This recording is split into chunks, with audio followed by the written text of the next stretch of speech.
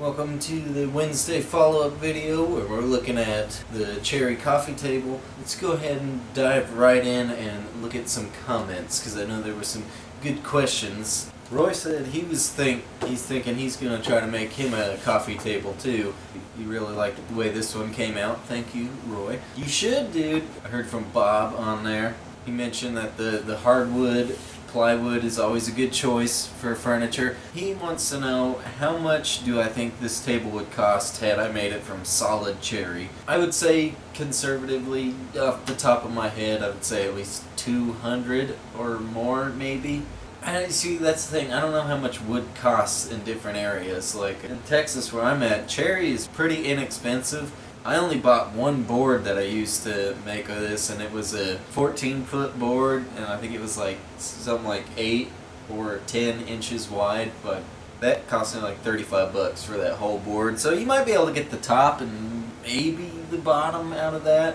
The 1/4 inch thick cherry plywood, it cost me like $40, and I used that to make the dining room table too. I heard from CJ, and he asked how much would I say I spend on glue in a month. Y'all might actually be surprised, and you'll probably be pleased to know that I spend nothing on glue a month. I spend about almost $15 a year on glue. I buy Type Bond 2, the gallon. And a gallon of their glue lasts me about a year and a half. So that was it for questions. I wanted to touch a little bit more on Bob's comment about using the plywood versus solid wood. A pro with using solid wood is once you glue up a panel, you don't have to worry about this edge banding at all. The edge banding is purely to cover up plywood edges, and 3/4 inch would eliminate the need to laminate the top together. The edge banding, and if you wanted to, you could use your router to do some kind of decorative profile, and if you wanted to round over the top or the bottom. I pointed out that I did a decorative router trim around the apron. It's the exact same router setup that I had for the dining room table. What is that? So I think that's all there is to say about it. I'm going to move on to the last Wednesday follow-up. The question of the week was, what was your other favorite things you like to watch on YouTube? Kevin, who says he probably watches too much YouTube. I probably do as well. He's talking about watching bushcraft too. Bushcraft is pretty cool. And some metal detecting stuff. The metal detecting made me think I also like to watch those river diving videos where people, like dive for treasure in just local lakes and rivers and stuff. And some people bring a metal detector with them, and those are fascinating.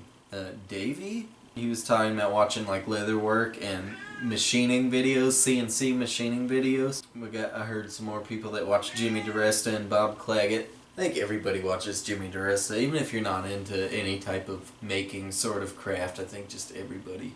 If you're on YouTube, you end up watching a Jimmy DiResta video. It's just CJ was on there talking about restoration video. Restoration videos are cool, especially like the old tools or like old guns or something. I like that Roy mentioned watching videos of how-to projects around the house, because those are my favorite kind of woodworking videos to watch and stuff. I think that's my favorite type of project in general. I know a lot of people are into like...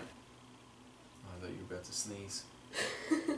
A lot of people are into like shop project videos and like jigs and cabinetry and stuff for their shop. I heard somebody speculate that you could have a successful YouTube channel just showing like shop projects. I would like to challenge that statement because most of my shop project videos do significantly less better than my other videos.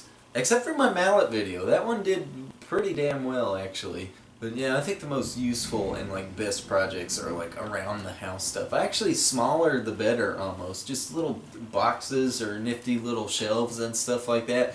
They're easy and fast to make, or not easy and slow to make, depending on what you prefer your process to be. Anyways, I've touched on that. I need the question of the week. I hadn't thought of a question for the week.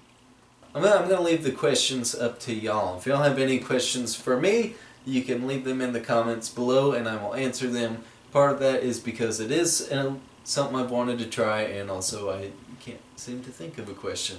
So if y'all want to leave me questions, you can feel free to do so. I will answer them anything you want. Aside from that, I think that's all I have for you, and I will see you on Friday. Friday's going to be a good project. It'll be interesting, so I'll see you on Friday. Look, you Junior.